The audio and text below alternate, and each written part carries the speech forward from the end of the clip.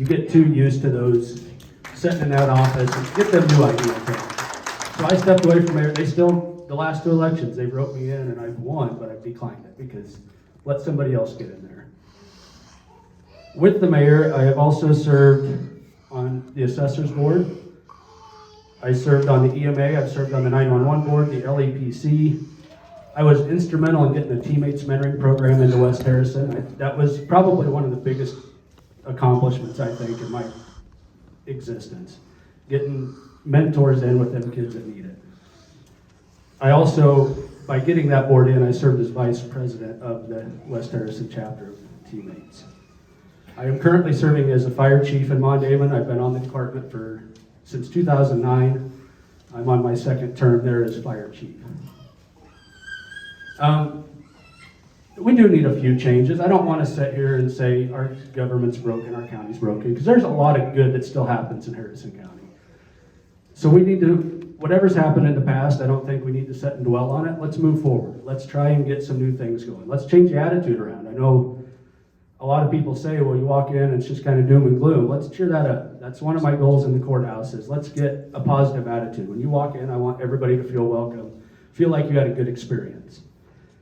Any of our county offices. I'm not going to point fingers at anybody. We all want to have a positive experience there. I think there's some spending things we could change. I know one thing, and Tony disagrees with me. That's fine. We can work through it. I would like to share an engineer. I don't understand why every county has its own engineer and then hires an outside company to do our engineering for us. Part of that reason, I guess, I do know a little bit, we don't have the staffing. There's not enough staffing in any engineer office in the county, in the state of Iowa, to actually engineer a project. So if we could share them offices, we can cut a lot of money by engineering our own projects and not hiring an outside company to come in and engineer for us. So I'd like to look into that. That's preliminary. Let's work and try and get to a point where, yes, this makes sense, we're ready to move forward. Let's not just push into it and not cross our T's and dot our I's.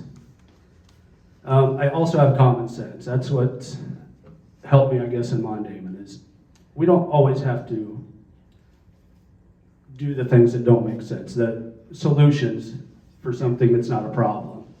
Let's use common sense in government. That's going to get us a long ways at any level of government. One of the things that sets me apart is I'm the youngest candidate running. So I bring a little bit of youth into this office.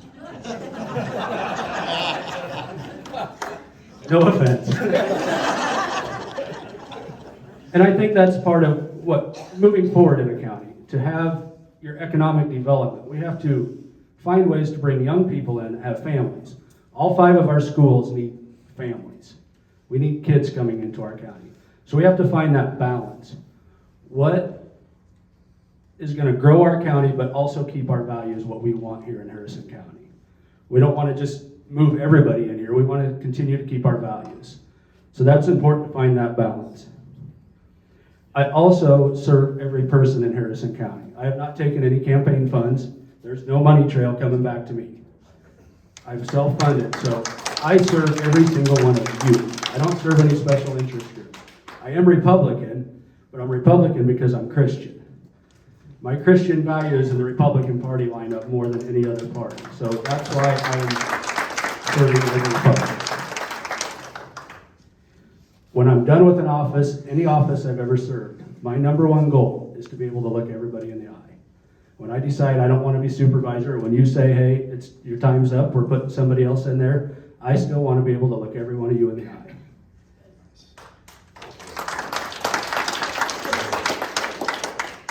And I'll close with, it's never made more sense to me to vote straight party ticket. This state, for this country, from the top to the bottom, I don't see anything on the Democrat side that makes more sense. Top to bottom, straight party ticket. From Todd Halbert, everyone. So I would appreciate your vote. If you have a question? I just want to make one comment on that. It appears, and this goes from the federal level all the way down to our local level regarding the Republican Party. we've been infiltrated. Okay? We've been infiltrated. And we have to identify the infiltrators. We refer to them as rhinos, right? Correct. Republicans in name only. We have to identify them at every level of our government, whether you're talking about township, city, county, all the way up, state, federal. Identify them and get them out of this party. Yeah. We not only need to take our republic back, we need to take this party back. I've been to Central Committee in Woodbury County and listened to that nonsense that those Republicans are spewing up there. I'm like, you people are asleep. Okay, to answer that, I think we do that at the primary, and I think that happened in Harrison County. That's why some of us in Harrison County have been really voting. Okay, we're going to give Tony 5 minutes, and then we have questions real quick. These guys and the other supervisor candidates are going to be in Missouri Valley on October 25th. So after Tony talks for 5 minutes, we're going to, sorry you guys, we're going to focus on the state candidates. We got some questions we got to get in real quick. Thanks, Rebecca, and thanks for putting this on today. Everybody helped with it. I appreciate it. I always learn something at these meetings. And Todd, you have my vote. Based on what you found as far as the fraud and such, I'm going to go back and tell everybody the price of beer is going down in Iowa. I'm all on board with you. Price of liquor, not Price of liquor, there we go. Better yet. That's Matt's job on the beer. I'm just finishing my first term with the Board of Supervisors, and I can't tell you it's always been fun, but I've always been in public service, and it's rewarding, and I love giving back. I base pretty much everything I do on 5 things in life. Number 1's my faith. If you don't have that, you don't have a basis for anything. Second's my spouse. We've been married 42 years now, and I would not be where I'm at without her. And I'm very devoted to her. Then my kids are very important, and it's very true that grandkids are the reward for having kids, because we got 5 of those. And for example, today I'm a farmer, and my grandson's out there running the combine. I couldn't be more proud, and to watch that legacy continue. Anybody's been in that situation. My community, Harrison County, you have to love where you live. You do. You have to love, and you have to be involved in what you do. You have to give back to that community, and I've always done that. And that's a big part of my life. And finally, my vocation. I've had a few different vocations, but I've loved all of them. I spent 23 years in the military. I'm a retired Army Lieutenant Colonel. Thank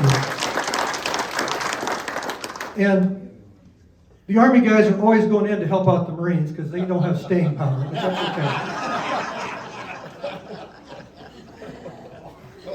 okay.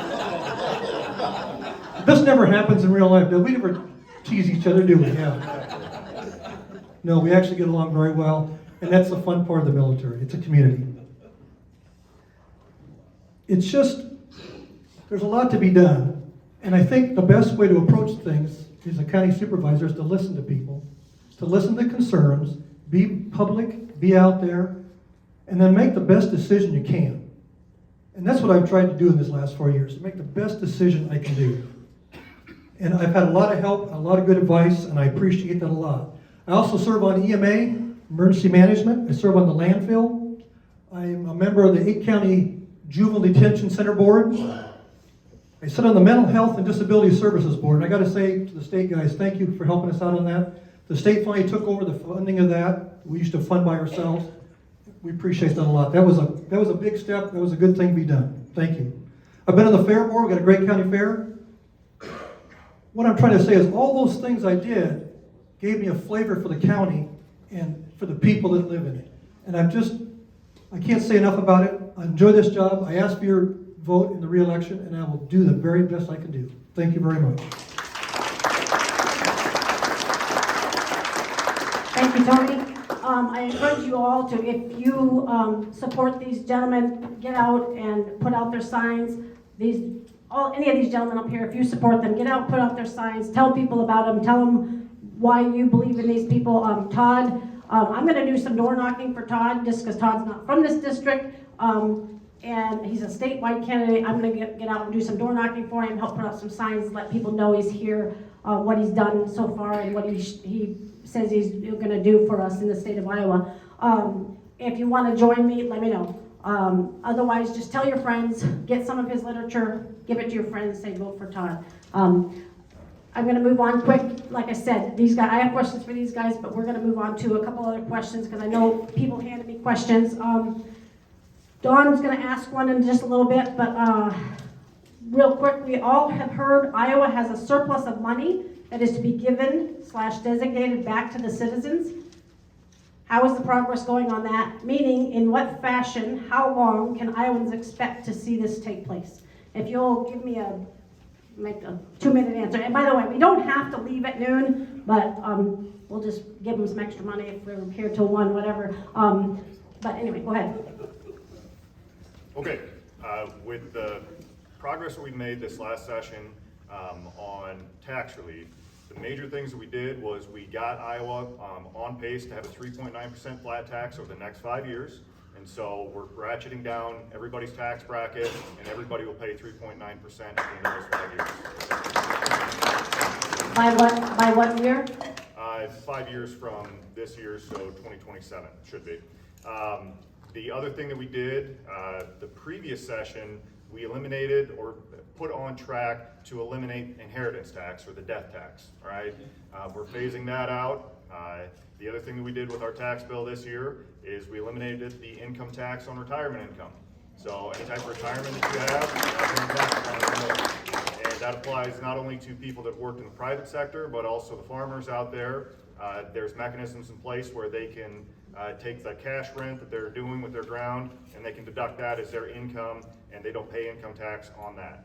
So that's one of the ways that we're returning that surplus to the people of Iowa. As we get into this next session, I genuinely want us to take another look at property taxes and how we can start to keep those lower. I don't know that we're ever going to get to a place where we can actually go in and cut everybody's property taxes because it's controlled by the cities and the counties, not by the state. But we can put more mechanisms in place to try and either take on the burden like we did with the mental health levy, or we can put mechanisms in place to make it more transparent, like why are your taxes going up? Most of it's going to your local schools. See what the levies are doing and see if we can put caps on those or try and reduce those. So that's something that we're going to be looking at coming up. There's other ways that we could do tax returns or things of that nature, but every time we look at, if we've got X amount of surplus, if every taxpayer got a check in the mail for $35, they'd be like, what are we doing with this? It's easier for us to go in and shrink the tax bracket so we don't end up with the money in the first place, and we're on track to do that. Mark, do you have any? Just to add to that, I do think I was talking to our Ways and Means Chair, Dan Dawson, this last week, and I think we are wanting to look at property taxes.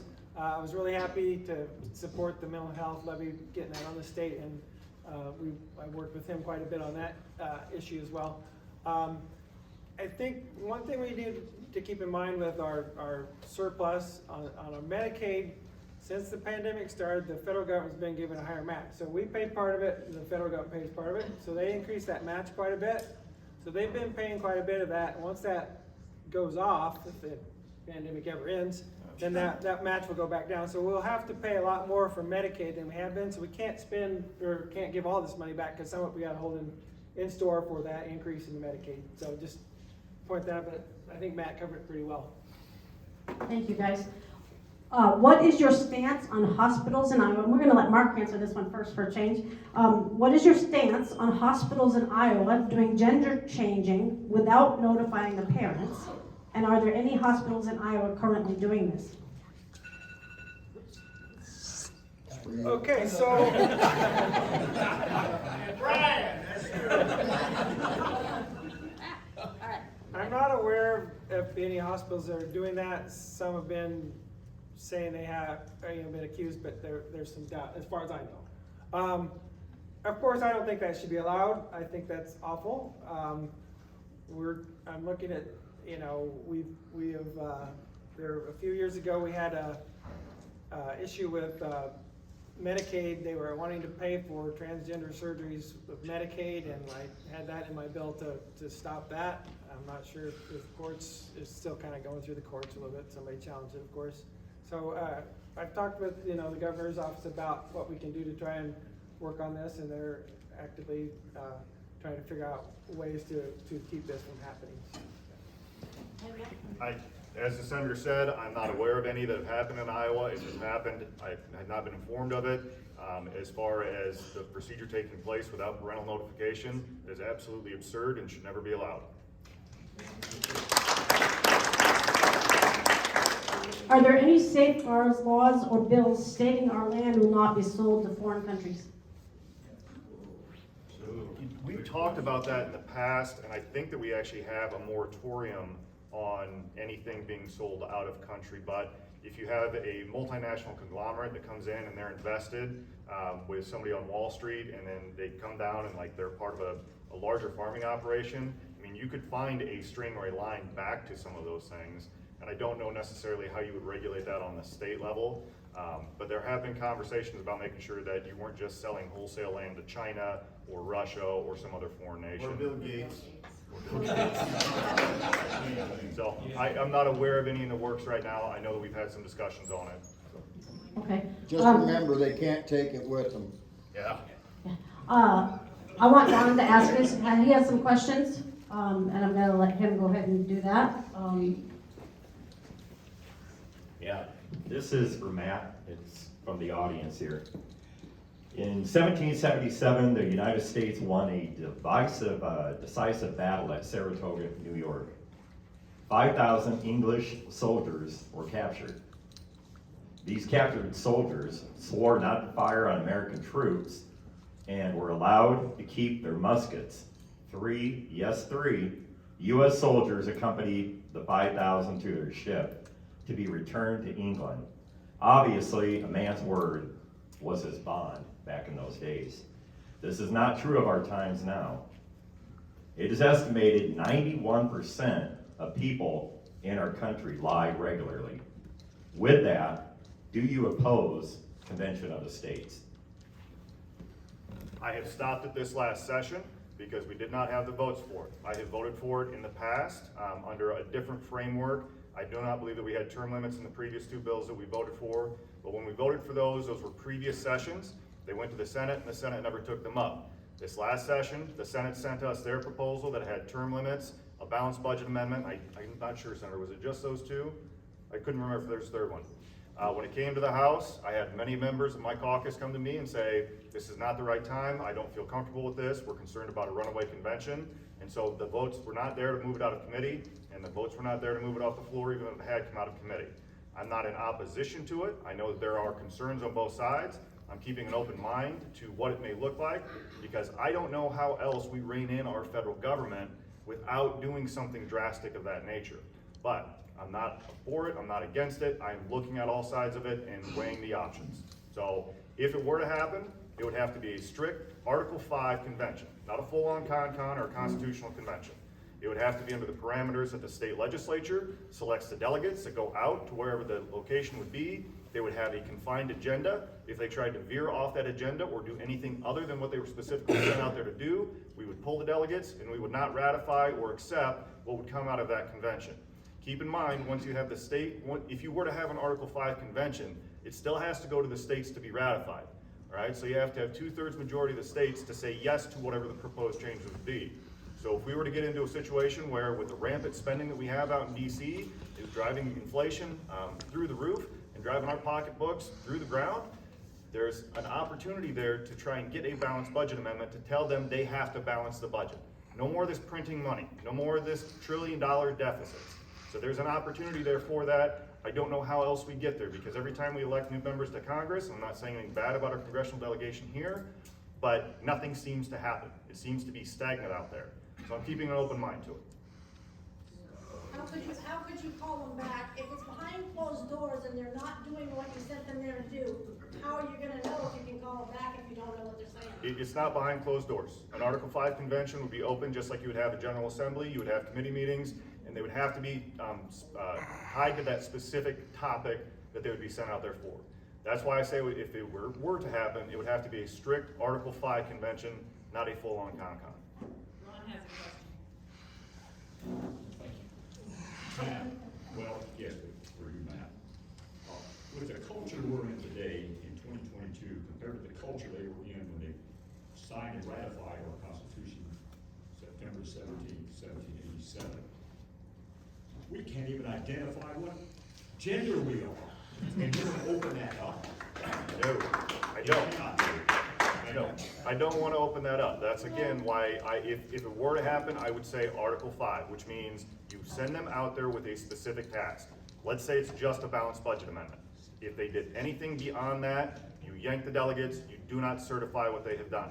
It would just be to propose a balanced budget amendment to the US Constitution to say you have to balance the budget in X amount of years. It wouldn't be to open it up to rewrite the Second Amendment, the First Amendment, the Fourth Amendment, none of that stuff. It is a strict Article 5 is what people have proposed. If we can't get them to follow the Constitution we have now, how are we gonna get them to follow a new one? My example is, we have the 10 Commandments. People don't follow the 10 Commandments, we're gonna add a couple more. We'll get them to follow the 10 Commandments by adding a couple more. No, it's not gonna happen. But the answer to your question would be, if we actually had a new constitutional amendment adopted to the US Constitution to have a balanced budget, then we, with the courts that we have, especially since President Trump and the Senate were able to confirm so many justices, especially on the Supreme Court, we could then hold Congress accountable if they were trying to spend more money than what was, than what they could balance the budget with. That's binding. The Constitution is there to bind government, not the people. That's right. It is. But you talked about the spending that we have going on and the printing of money, and yet the Constitution itself says that only gold and silver is for payment of debt. Correct. That includes right here in our own states, and we're not following that. So I don't care about your balanced budget amendment. That don't mean nothing. How about if we just deal with the amendment, the actual Constitution that we have, and force them to do that? We need to make them do what they're supposed to be doing. So either we have to figure out a way as a state to put pressure on them to do what's right, or we have to tell them to kiss off and we're not gonna do anything with them anymore. Easier said than done. Actually, it's not as hard as you think, you just have to stand up and do it. Texas is moving in that direction, so is Missouri. They've taken their republics back. Is the state of Iowa incorporated? Yes, it is, Why? because they fell under. Is the county same thing as incorporated? Yeah, it is. Is the town incorporated? And the question is, why? No. The country's incorporated, you all know that, right? And you're There's asking, fringe on the flag up there. that's the war, that's not only the war flag, that means that flag's been taken. Okay, Matt, I've got one more from the audience here. With your endorsement of State Rep Jane Bloomingdale and her voting record of being more pro-choice, have you changed your views on being 100% pro-life? Absolutely not. I have fought for the babies and the unborn since my first day in office. I will continue to do so. We've made great advancements. As the senator mentioned, when I first got there, we were funding Planned Parenthood. We were funding abortions at University of Iowa. All of that has changed, and we have passed the 20-week bill. We passed the heartbeat bill. The heartbeat bill, we're still working with the governor's office right now and the courts to try and get the injunction lifted off of that to provide the protections now in the Dobbs University we now live in. And we're looking at other ways that we can save the unborn as we get into this next session. My views on saving the babies have never changed. They're a gift from God, and it's not up to us to determine when to terminate that life. And you supported somebody who does. Yeah, why did you support her? Right.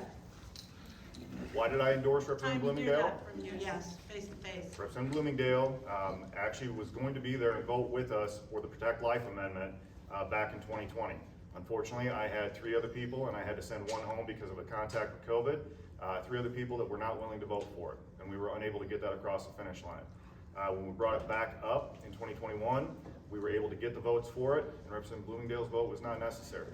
She is personally pro-life, and I said this at the forum with Rebecca, but she views that there should be a personal decision in there. Now, her and I disagree on that issue 100%. Then why are you supporting her? If she doesn't align with what you say you believe, then why aren't you supporting her? On that one issue, her and I are not in agreement. That one issue is a matter of life and death. And I have always fought for life, and I've stood on behalf of the No, baby. you're not. If you're doing that, you're not. Sorry, you're not. That's your opinion. Thank you. It should be a lot of people's opinion. Yes, you did. Are there any other quick questions? There's one here that didn't get asked. I hear the phrase sovereign state of Iowa often, in my opinion. A sovereign state will not accept federal dollars or authority, in other words, FBI officers, per the 10th Amendment.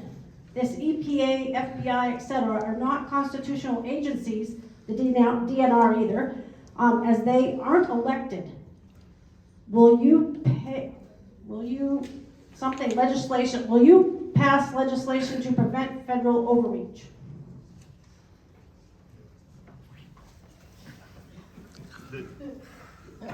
The argument under the 10th Amendment is there, but you also have nullification that's there that's never been fully utilized. The answer to your question is yes, we will do everything we can. I will do everything I can as an individual and working with my caucus, my colleagues, to make sure that we're reining in the federal government every chance that we get. But it's more complicated than just thumbing our nose at the federal government and saying, you can't do that. We've looked at different ways that we can try and get some of the strings that they have attached to some of the federal funding, which is your tax dollars, that they're then blackmailing the states to use in a certain fashion. We've looked at ways to try and get the federal government to cut some of those strings out of there. So yes, we will always try and remain a sovereign state. I will fight for that till the last breath in my lungs. Thank you, Matt. One of the quick things I wanted to comment on, I am a Republican. I disagree with Brian. Don't vote for everybody just because they're Republican. Or just because they're Democrat, if you're Democrat. I know, Brian, I love Brian.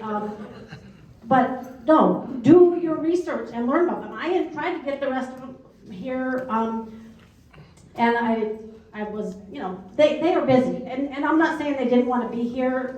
They all are, they're on the campaign trail, so they have engagements. It's not that they just are like thumbing their nose at Harrison County.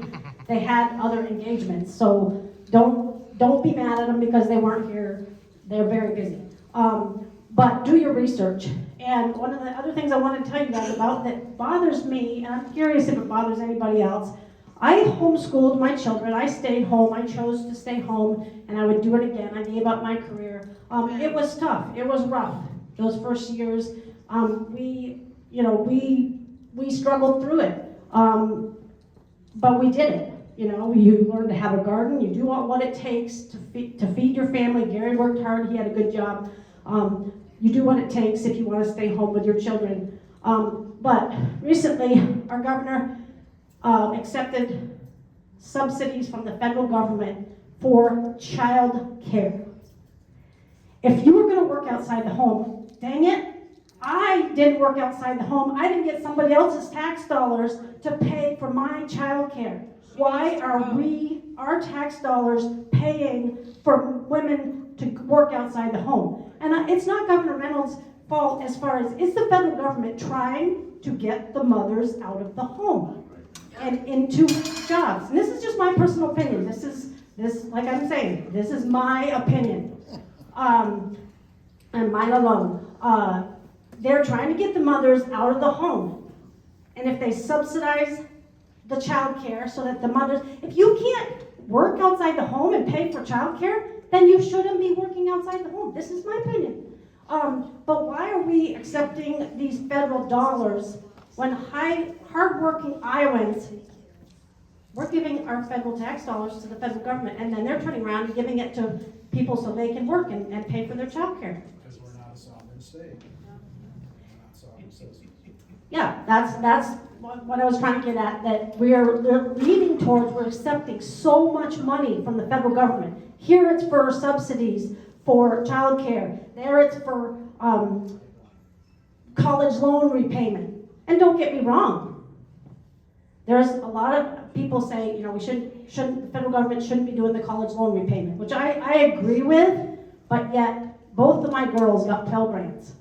So I don't want to hear some occupations, we're going to say some occupation that receives federal government money every year for certain things telling me, I don't want to pay for I don't think we should be subsidizing college loans. I don't either. I don't think we should be subsidizing college loans. But if you've accepted money from the federal government in subsidies for something, Then just shut up.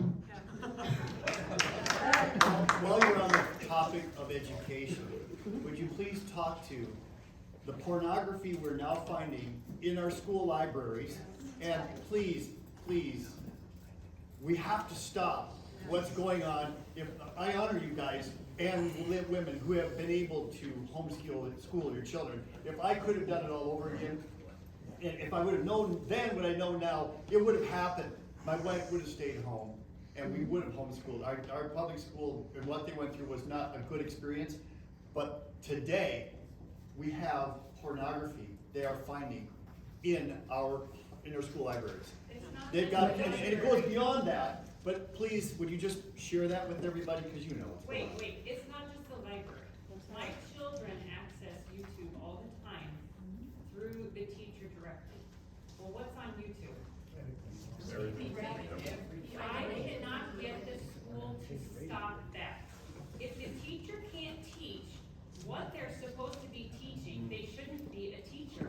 They don't need to go to YouTube. Right. There should be no access to YouTube at all. It's not just the library. I'm fighting this constantly.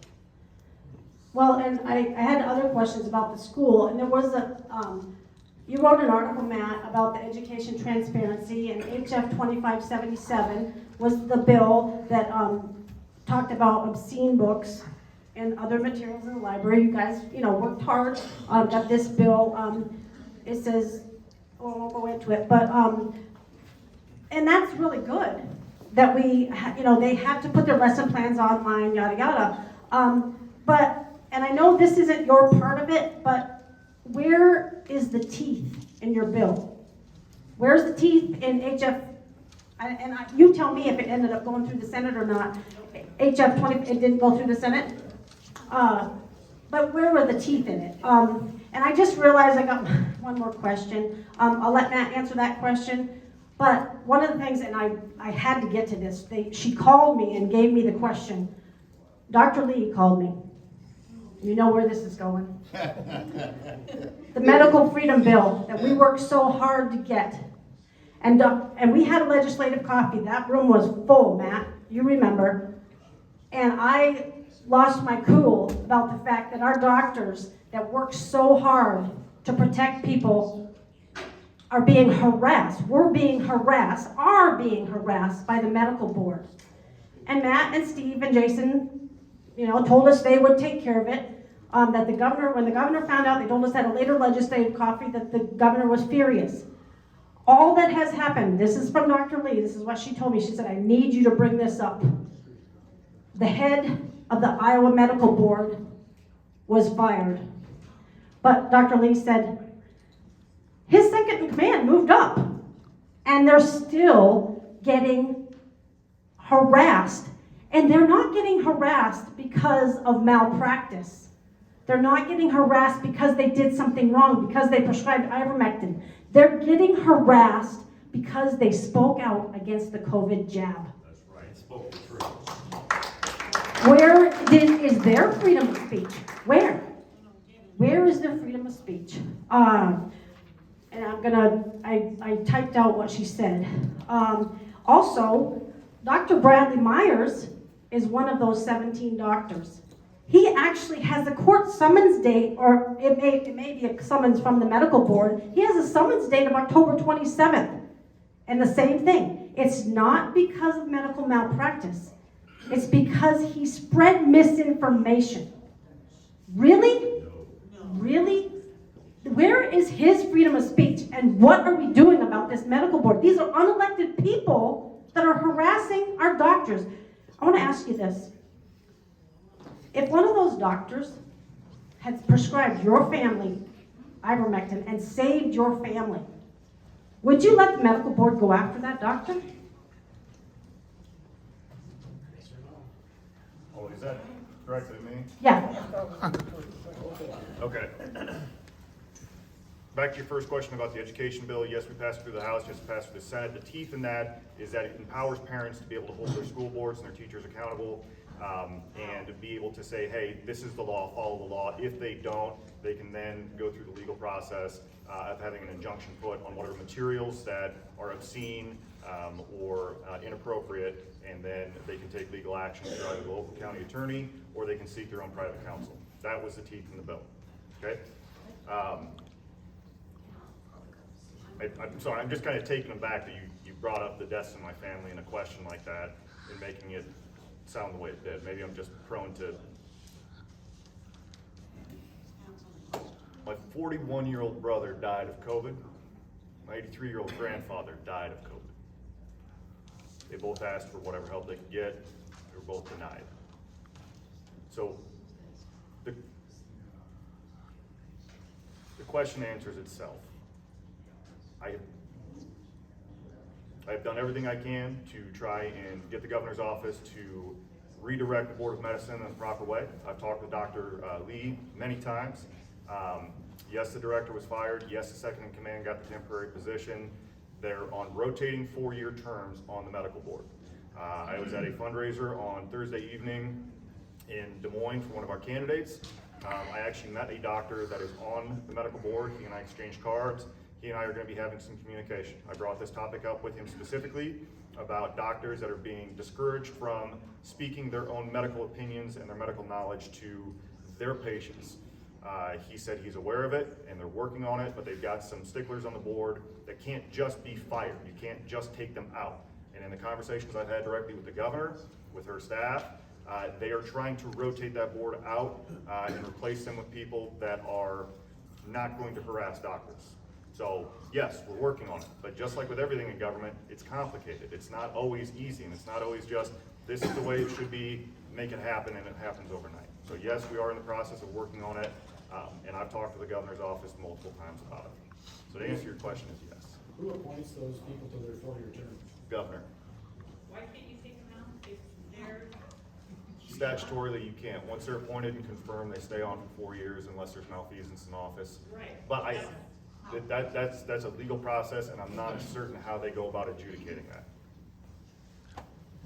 And one of the things, just talking about the judicial process, and I apologize, Matt, I probably shouldn't have gone there. I sincerely apologize.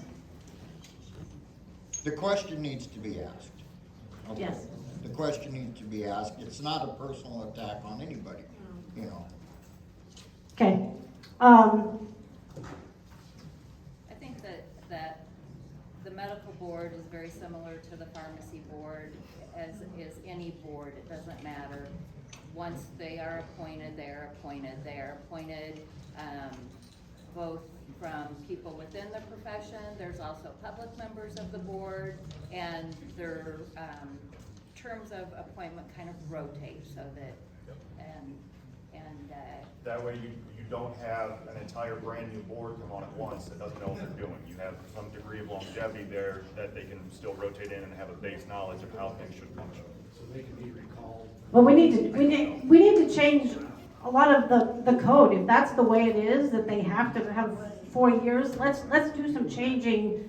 And it's not gonna happen overnight, but let's do some changing so that it doesn't happen in the future. Lost my train of thought. We need to get out of here, but one thing I want to encourage people, like Matt said, they're giving the parent, they were trying to give the parents the power. Get involved. We all need to get involved, whether at the county level, your school board, your school. Yeah, just for those of you who don't know, just a FYI, West Harrison, their superintendent, hired his wife as she is now the principal at West Harrison. Correction. There was a committee that hired. That's not what it Yeah. is. He didn't hire her. The committee hired He made it happen. his wife. I think it's a conflict of interest. Personally, I think it's a conflict of interest. But anyway, that's just an FYI. But get involved. Do what it takes to find out. We're fighting this battle against this pornography in schools. Like she said, it's not just the books. Why are kids allowed to go on YouTube at school? Teach reading, writing, and arithmetic. Stop the other crap. There's so many things. Open it up to questions. Okay, go ahead. This man's got a question. So, I'd like to know all the candidates' stance on legalization of marijuana. I'm against it. Okay. Yes. Against Okay, it. you, Against it. okay. I'm not a lawmaker, that I just audit this. Okay. I'd be against it. I'm against it. Yeah, shall we have let's say who's against it? I'm against it. I'm from California, so. I mean, you don't have to, I guess. I'm against it, 'cause I saw what it did in that state, and Colorado, and Oregon, Yeah. Washington, I can continue. I have two questions, if I may. Yeah, you I know may. I've been vocal, but I've spent a whole morning here.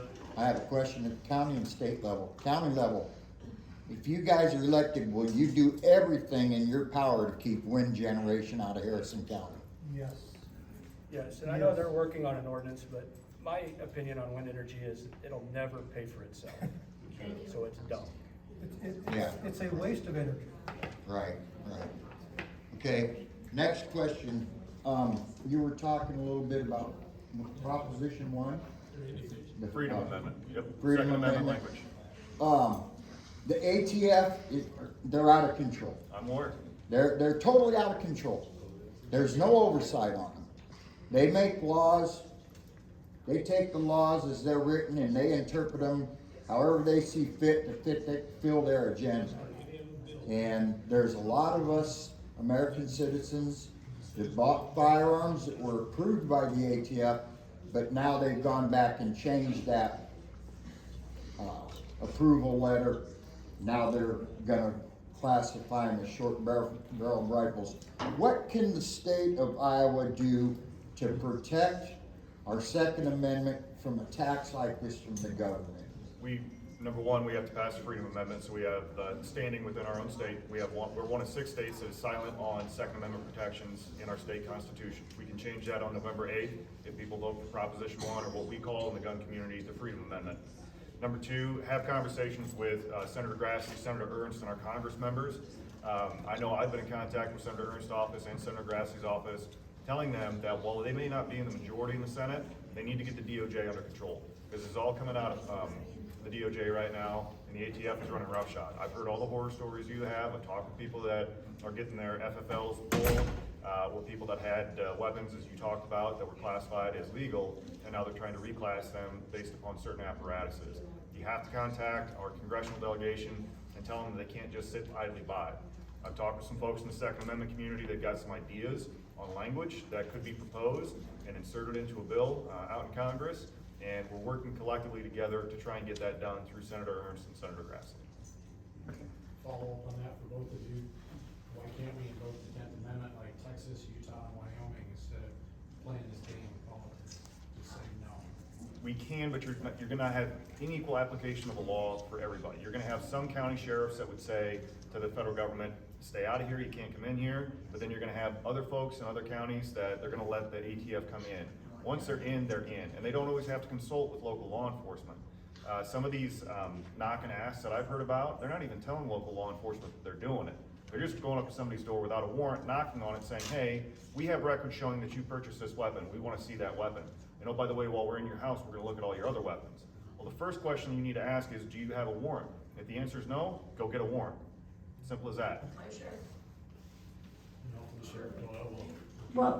Well, that brings up my question. One of the things I talked about when I was running was, can we work together? Can we get a bill into Iowa code? In Iowa, the state of Iowa, you cannot recall county officials. Any county elected official, you can't do it. Why? So I was told, Jason told me that, well, this is the way it's been for years. I don't care how it's been for years. Stop telling me that. Let's get code. And I don't mean just because you don't like them. I mean, there has to be safeguards. I understand there has to be safeguards that, you have to get a number of signatures and you have to have an actual reason. You can't just say, I have a personality conflict. But why can't we recall county officials, which would include the sheriff? Like, what if we get a sheriff that's doing stuff that's not constitutional? My understanding is all of you swear your oath on the Constitution. So can we work on legislation to do that? Recall county officials if necessary. In theory, yes, we could do that. There could be a bill filed, but I guarantee you it's not going to go anywhere. Your recall is your primaries. Your recall is your general elections. If your county officials aren't doing something right, you gotta vote them out. I mean, we've seen that here in Harrison County. We've seen it whether it was the Logan City Council and how they restructured that many years ago. And we've also seen it here in our primaries as well. So yes, a bill could be filed, but I don't think it would have the support to get over the top, over the finish line. But we did the primary. We did the primary. We got the two people that we wanted. And then Iowa has this law that in August, the three, to water it down, came back in and got on the ballot. So it's like, what good did the primary do to get rid of the ones we didn't want if Iowa changed the law so that we could add more people to the ballot? We didn't change the law. That law's been in place longer than I've been in office. Okay, so we have a law so that the primary didn't, we're just gonna have to fight to get the people elected that need to be elected. That's how elections work. No, I think that was a court decision you're referring to where all of a sudden the month of August was opened up again for anybody who wanted to be in the ballot. Yeah, that was with the Iowa State Court. Yeah. Jake Porter, the former Libertarian candidate back in 2018, sued the state because back in 2018, when we got the Libertarian Party got our party status, from 2016.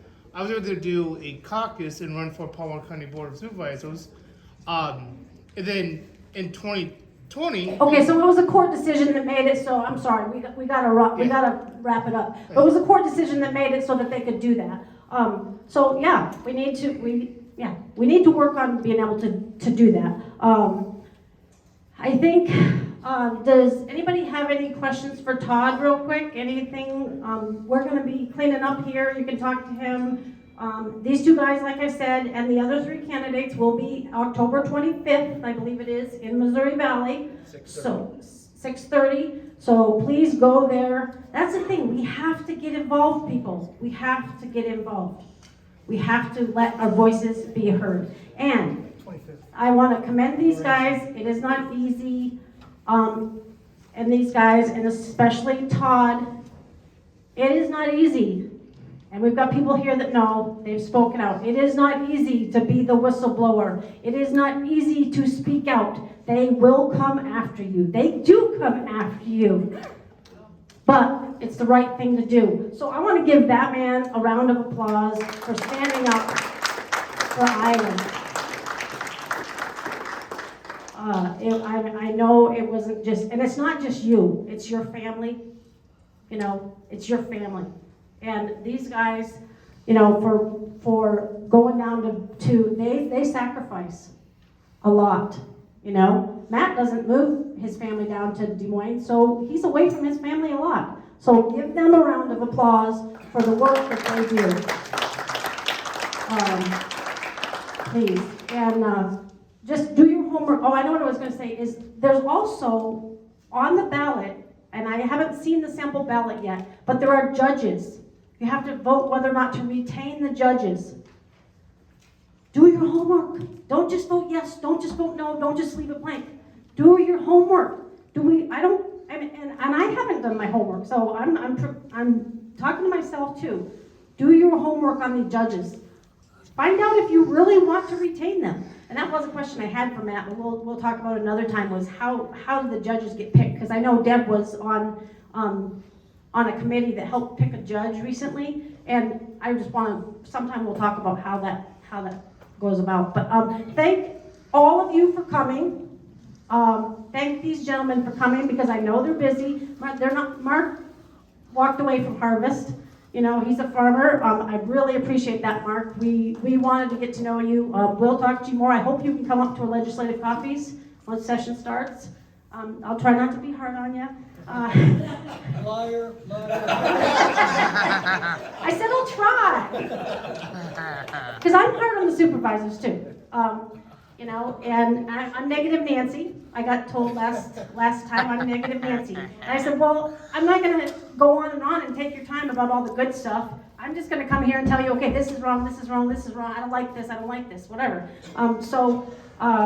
Yeah, okay, I'm Negative Nancy. I'll try to be better. But anything else any of you want to say real quick before We go? Thank you for your participation and coming out and listening to us talk. Appreciate it. Thank you.